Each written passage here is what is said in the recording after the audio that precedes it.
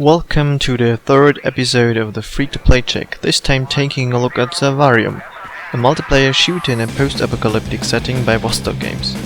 Several members of this team formerly were part of GSC Game World, who created the Vostok Games, and the resemblance is quite clear by just looking at it. On a couple of medium-sized maps, Survarium offers three different game modes: capturing and holding research stations, finding and retrieving batteries, and the classic team deathmatch, which means a nice mix of modes with different dynamics.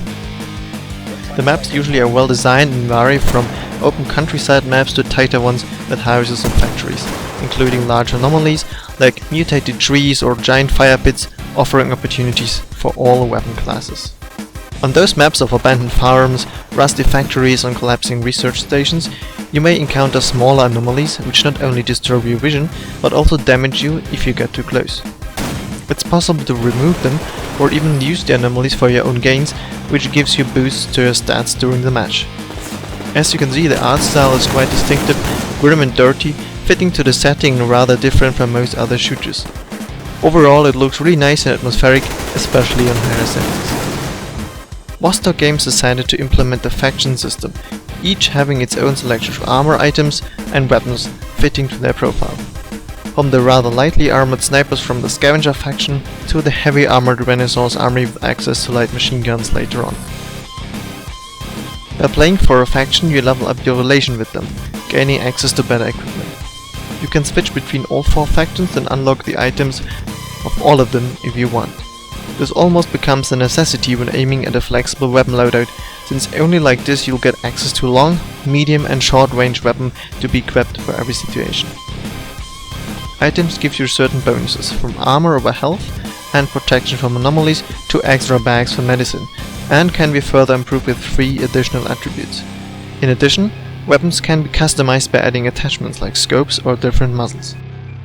Survarium also features a skill system which gives you bonuses on your stats. The Real Money Shop offers, aside from the premium currency gold, a couple of starter and equipment packs which help at the beginning, as well as random weapon crates. Otherwise, there isn't really much. The prices are okay for a free-to-play game. The starter pack definitely speeds up your progress at the beginning, and the premium system helps increasing your overall progress and gives you an additional weapon loadout slot, especially nice at the start. Otherwise, there isn't much to spend your money on, which maybe is a good thing, because this way the game fortunately stays away from pay to win. The faction system, while being similarly motivating to the leveling up system in an MMO, for me seems to be slightly problematic, since it divides the player base. Due to the higher tier equipment getting stronger and stronger, players are divided by the stats of their items for matchmaking, instead of skill only like in other PvP shooters. This means less players per level margin, which is potentially problematic for a game in early access which doesn't have that many players to begin with. The development progress seems to be not that fast, even though the game's in early access or beta for already quite some time.